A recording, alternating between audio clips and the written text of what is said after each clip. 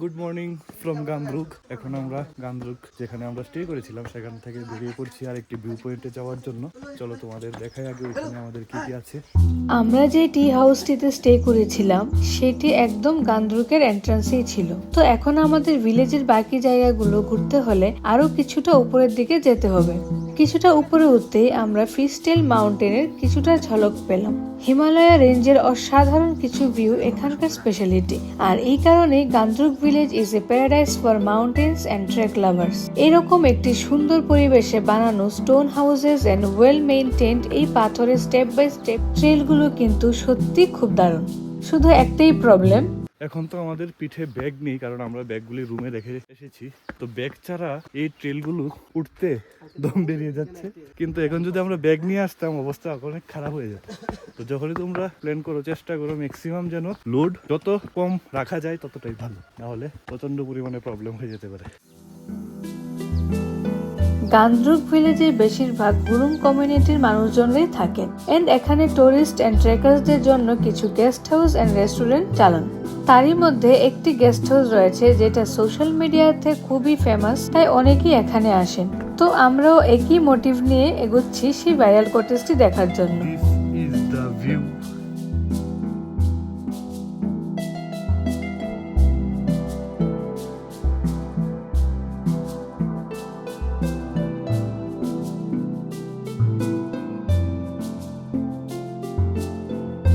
তো আশা করি আমরা চলে এসেছি সেই ভাইরাল পয়েন্টে। পিনাক পানি কেমন লাগছে বলো?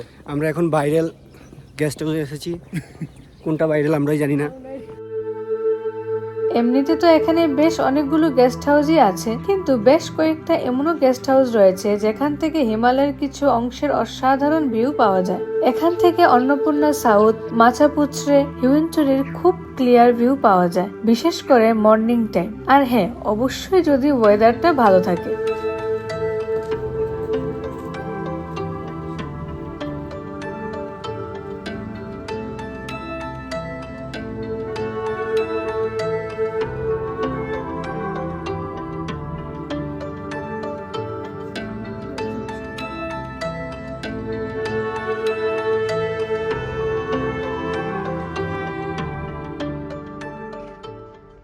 এই হচ্ছে সেই ভাইরাল কটেজ যাকে আমরা প্রায়ই কোনো না কোনো রিলস আর শর্টস ভিডিওতে অবশ্যই দেখতে পাই। Gurung cottage, the most viral spot of Nepal's Ghandruk village. Just look at the beauty of this cottage, আর সাথে এই mesmerising view of the Annapurna south and fishtail mountain.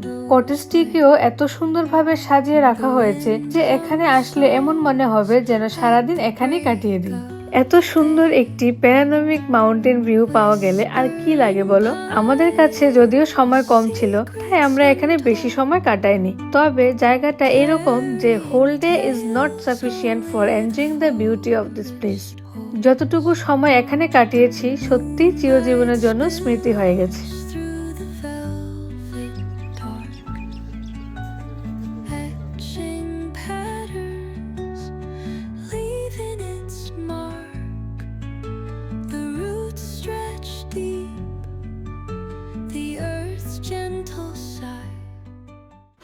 এখানে একটা ক্যাফেও রয়েছে, চলো দেখা যাক এটার মধ্যে কি কি পাওয়া যায়।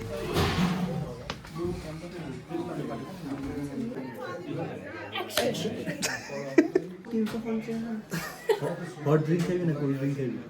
তুমি খাইবে নি কই? কেন কইতা? বিয়ার খাইবো। ঘুরকা কেন বিয়ার 550 টাকা কত 330 টাকা তাই না? তো এখন আমরা এই সুন্দর কটেজটাতে খুব সুন্দর একটা ব্রেকফাস্ট করব। আমরা অর্ডার দিয়ে দিয়েছি একটা কম্বো প্যাক, দেখি কি রকম হয় খেতে। হা হা হা হা। ছি ছি ছি ছি।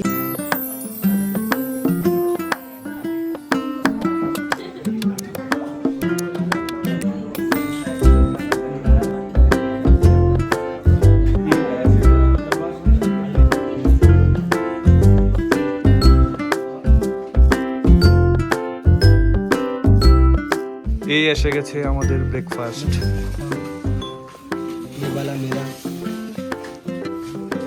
এই 350 টাকা কিন্তু ভালোই দিছে না?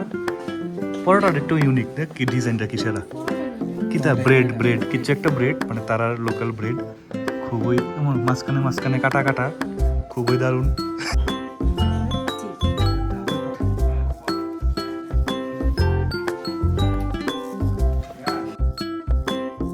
চলো ব্রেকফাস্টটা কমপ্লিট করতে করতে তোমাদের সাথে কিছু কথা বলে নেই। যেহেতু ভিডিওটা এতটুকু পর্যন্ত দেখেই ফেলেছো, তাহলে একটা লাইক করে দাও।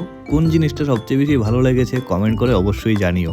আর হ্যাঁ, যদি চ্যানেলে প্রথমবার এসে থাকো তাহলে একটু সাবস্ক্রাইবটাও করে দিও, কারণ তোমাদের এই ছোট ছোট গেস্টারগুলি কিন্তু আমাদের আরও মোটিভেট করে তোমাদের জন্য এই ধরনের আরও কন্টেন্ট তৈরি করতে।